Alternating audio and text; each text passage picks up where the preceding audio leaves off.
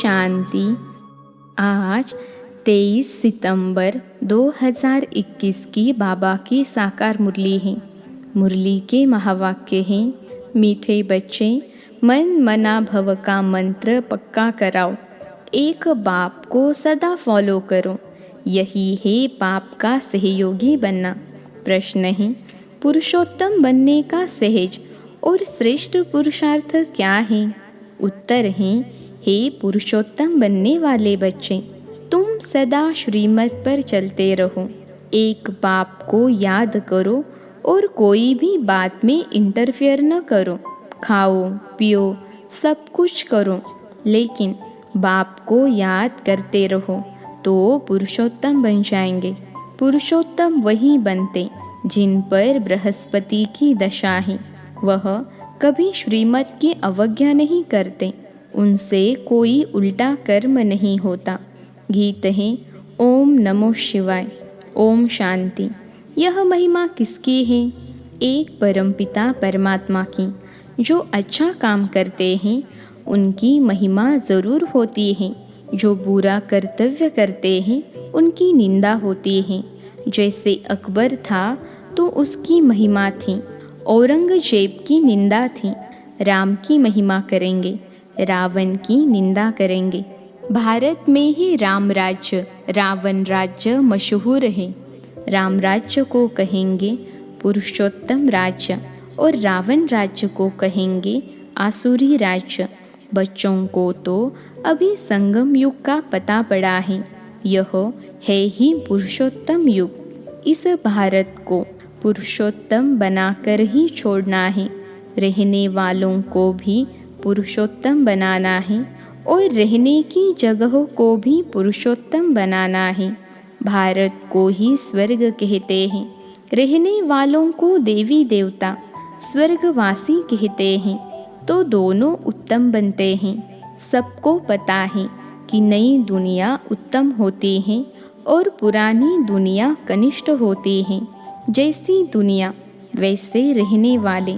गाया भी जाता है, भारत नया, भारत पुराना, और कोई खंड को नया खंड नहीं कहेंगे। ऐसे नहीं कि नई दुनिया में नई अमेरिका, नई चाइना होती है। नहीं, नई दुनिया में तो नया भारत गाया जाता है, इसलिए न्यू इंडिया कहा जाता है। नया भारत तो नाम रखते हैं, परंतु है सब बिगर अर्थ। न्यू इंडिया फिर इस समय कहाँ से आई? न्यू इंडिया में तो दिल्ली परिस्थान है। अब परिस्थान कहाँ है? तुम बच्चे यहाँ आते हो पुरुषोत्तम बनने। ऊंचते ऊंच बृहस्पति की दशा है। पुरुषोत्तम बनने से बृहस्पति की दशा बैठती है। तुम जानते हो कि नई दुनिया की स्थापना करने वाले बेहद के बाप द्वारा हम बेहद का सुख लेने का पुरुषार्थ कर रहे हैं। सतयुग में पुरुषोत्तम होते हैं, फिर नीचे आते हैं तो मध्यम, फिर कनिष्ठ बन जाते हैं। तुम बच्चे जानते हो कि अभी बाप हमको सतो प्रधान सतयुगी स्वर्गवासी पुरुषोत्तम बना रहे हैं। यह है बहुत बहुत सहज। न कोई खाने की दवा है, न कोई करने की बात, सिर्फ याद करना है। इसलिए कहा जाता है सहज याद। याद से ही पाप आत्मा से पुण्य आत्मा बनना है। यह तो ज़रूर है, सबको मुक्ति मिलनी है। बाप कहते हैं कि मैं सर्व का सद्गति दाता हूँ, तो ज़रूर मनुष्यों के शरीर खत्म हो जाएंगे, बाकी आत्माओं को पवित्र बनाकर ले जाऊंगा। वापिस जाने के लिए तैयारी करनी पड़े। बाप तैयारी करा रहे हैं, क्योंकि आत्मा के पंख टूट चुके हैं, अर्थात तमो प्रधान आत्मा है। तुम योग बल से पवित्र बनने की मेहनत करते हो। जो नहीं करते उनको हिसाब किताब देना पड़ेगा। इसमें कोई विचार करने की बात नहीं। बच्चों का काम है बाप से पूरा वर्षा लेना। बाप का मददगार बन सहयोग देना पड़ता है। बाप का भी सहयोग, बच्चों का भी सहयोग। कैसे सहयोग देवे? वह बाप को देख फॉलो करो, सभी को मेरा मंत्र देते जाओ। पुरुषोत्तम बनने के लिए बाप कल्प कल्प आकर कहते हैं, पतित से पावन मुझे याद करने बिगर नहीं बनेंगे। मैं कोई गंगा स्नान कराता हूँ क्या? सिर्फ महामंत्र याद करना है, मन मना भव। इसका अर्थ है मुझे याद करो तो तुम पावन बन, पुरुषोत्तम बन, स्वर्ग का मालिक बनेंगे। स्त्री पुरुष दोनों ही पवित्र प्रवृत्ति वाले मालिक बनेंगे। बाप यह सभी बातें डिटेल में समझाते हैं। तुम प्रैक्टिकल में बनते हो। तुम जानते हो भगवान ने आकर बच्चों को पुरुषोत्तम बनाया है।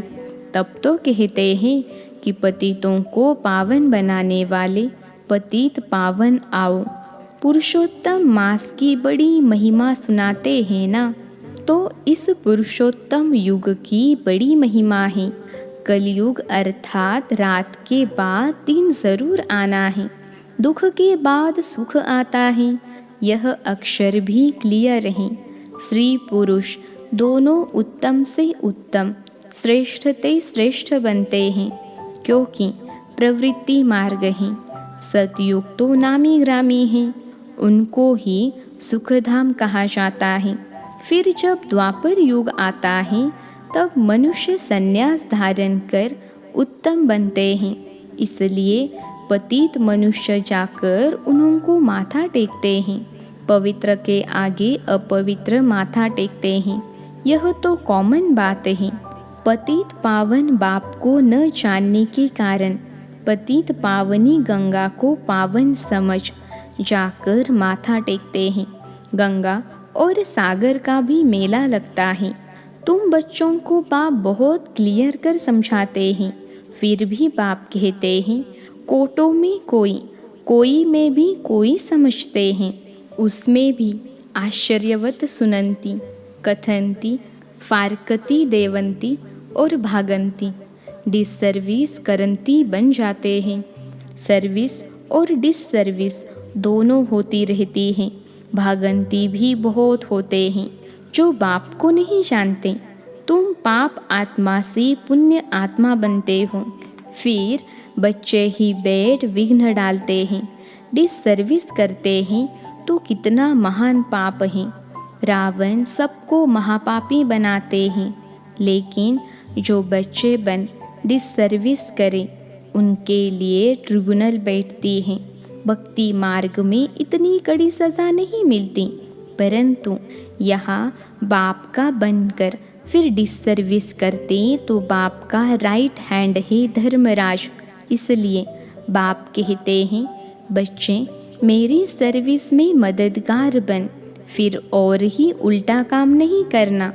डिसर्विस करेंगे तो फिर अबलाओं पर विघ्न पड़ेगा। माताओं पर बाबा को तरस आता है। द्रौपदी के भी भगवान ने पाँव दबाए हैं ना। द्रौपदी ने पुकारा कि हमको नंगन करते हैं। बाबा माताओं के सिर पर कलश रखते हैं। पहले ही माता, पीछे है पुरुष, परंतु आजकल पुरुषों में मगरूरी बहुत है कि मैं स्त्री का गुरु हूँ, पति ईश्वर हूँ, स्त्री मेरी दासी हैं। यहाँ बाप निरअहंकारी बन माताओं के पाँव भी दबाते हैं। तुम थक गई हो, मैं तुम्हारी थकान दूर करने के लिए आया हूँ। तुम माताओं का सभी ने तिरस्कार किया। सन्यासी स्त्री को छोड़ चले जाते हैं। कोई को 5-7 बच्चे होते हैं, संभाल नहीं सकते तो तंग होकर भाग जाते हैं। रचना कर फिर उनको भटका कर जाते हैं। बाप कहते हैं मैं किसको भटकाता नहीं हूँ, मैं तो सभी का दुख हरता सुख करता हूँ। माया आकर दुखी करती है, यह भी खेल है।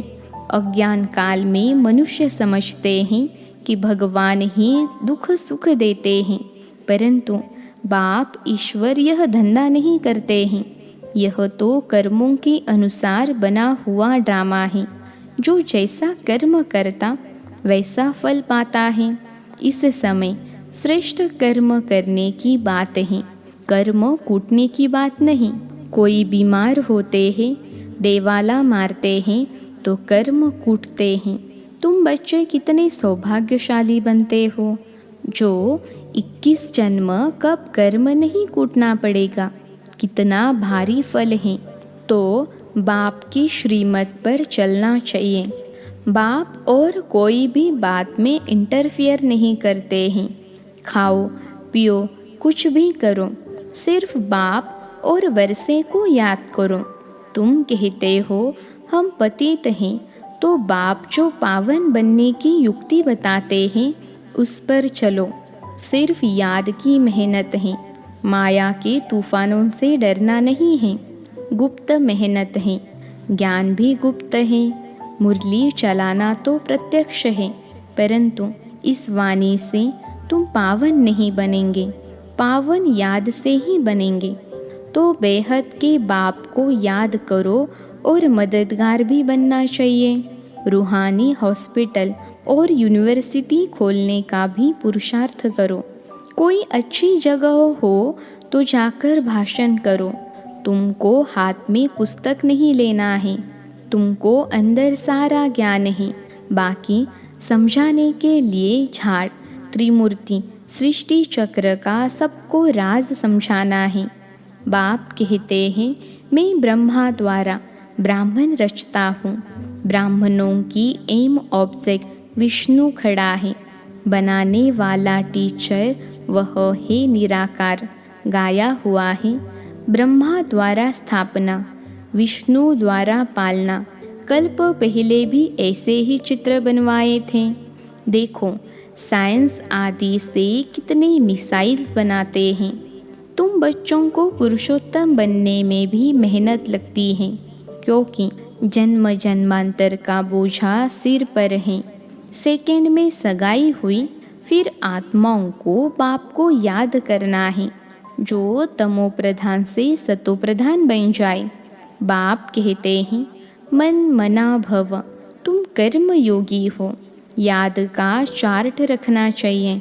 तुम्हारी लड़ाई माया के साथ है, बहुत कड़ी लड़ाई है।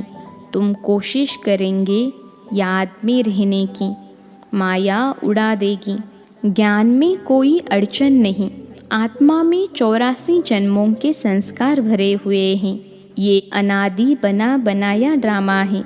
यह चक्र फिरता ही रहता है, बंद होने का नहीं है।